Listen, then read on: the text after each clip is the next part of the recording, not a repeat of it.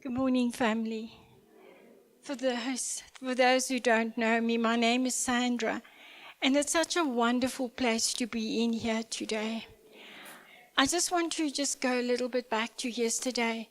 It was such a wonderful message that we have received, and what the lesson that I've got out of it yesterday is that the ladies that spoke never became victims of their situations. They became victors. And that brings me to my testimony this morning. I want to thank Pastor Kenneth. Thank you for giving me this opportunity. And I don't want to pronounce your name wrong, but we normally call her Bianca, but it's Brenka. Thank you so much for encouraging me to give my testimony. I want to start by saying my journey, and I wrote it down so that I don't waffle. My journey of faith. I want to say, be careful what you ask God for.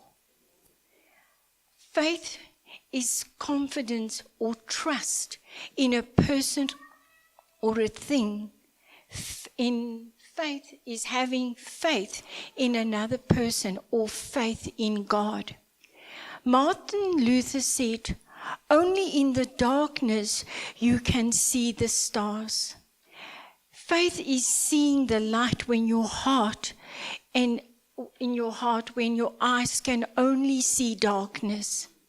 Smith Wigglesworth said, fear looks, but faith jumps. There isn't enough room in our mind to worry. Because if we do, there won't be space for faith.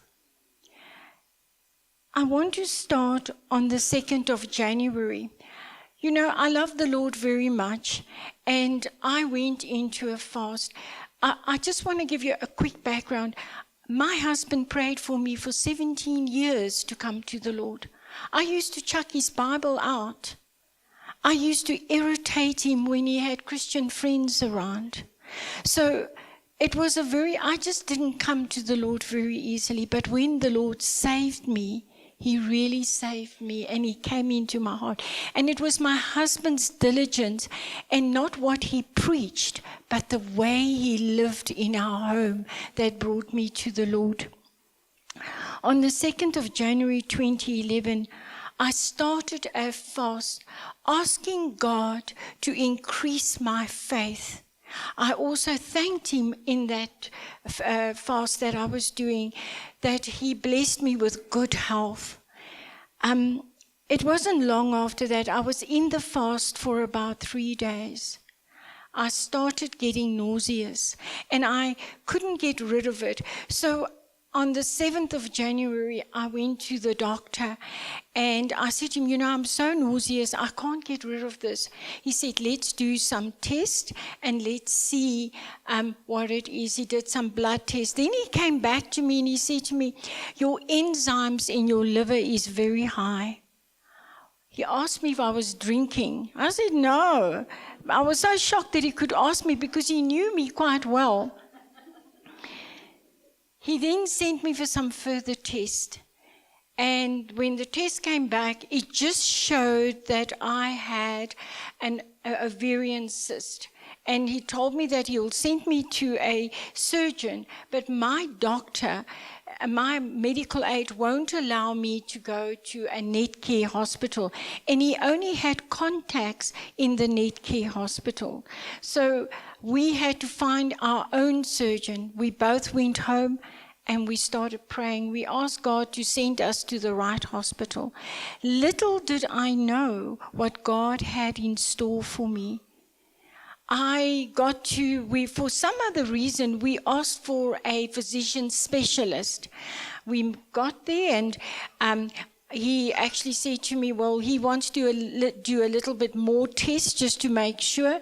They sent me for more tests.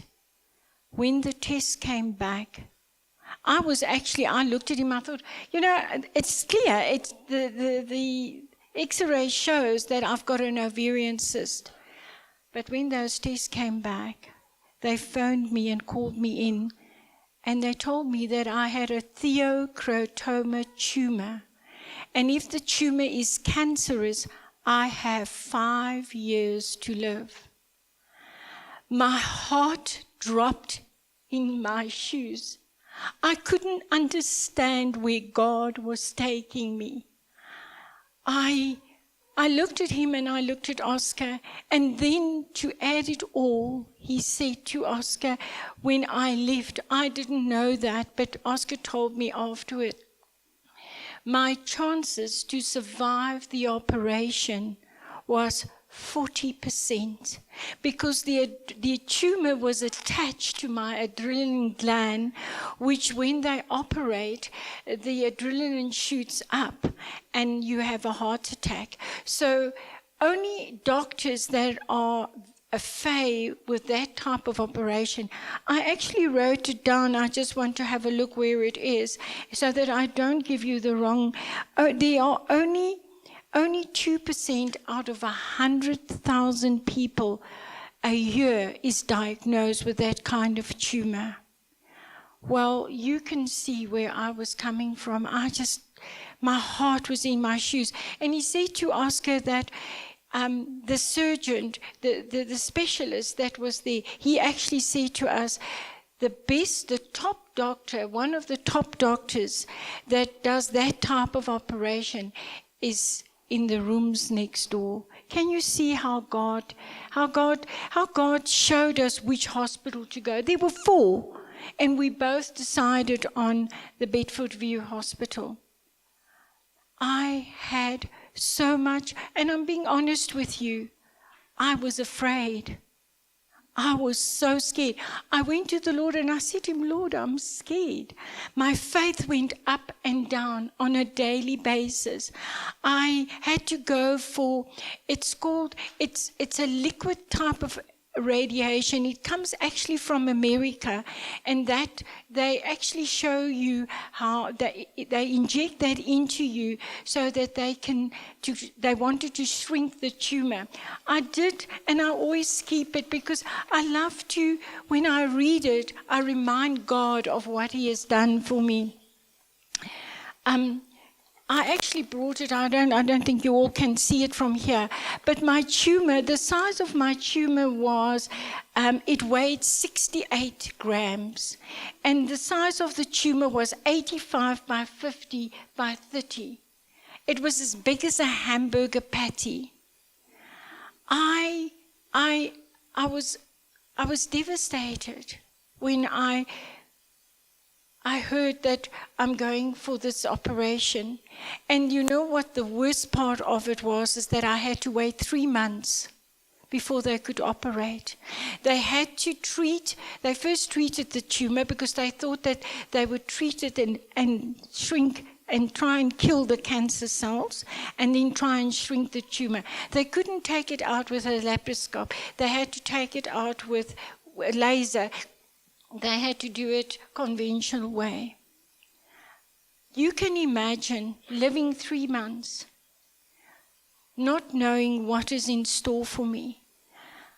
I want to encourage you today that faith is what will carry you through.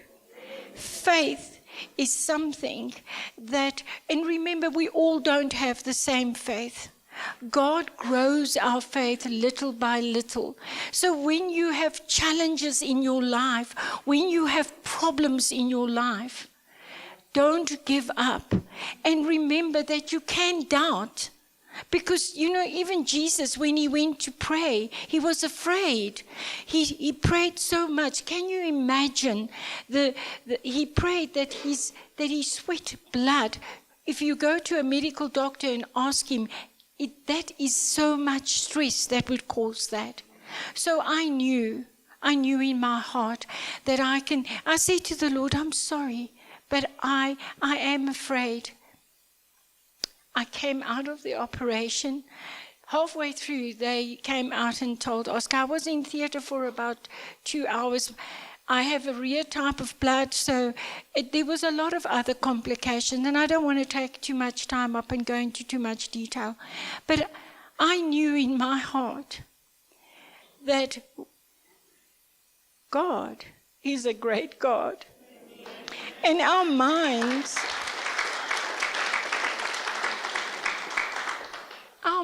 cannot comprehend how great God is. I wrote a few scriptures down, and I want to encourage you, when you pray the word, because the devil flees from God's word. He cannot stand God's word. And so when I pray, I use God's word. I make it personal, and I say to him,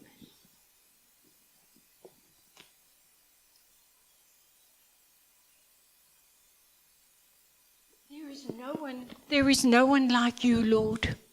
There is no one. Lord, it is written in your word that you will never leave me and you will never forsake me. It is written in your word that underneath me is your everlasting arms. It is written. Remind God what is written in his word. Don't become the victim of your circumstances. I want to encourage you that prayer is conversations with the Lord. It's talking to him. I often sit down and I say to the Lord, I drive and I make space on my seat and I say, Lord, come and sit here. I want to tell you how I feel, and I'm honest in my heart. I tell God when I'm scared.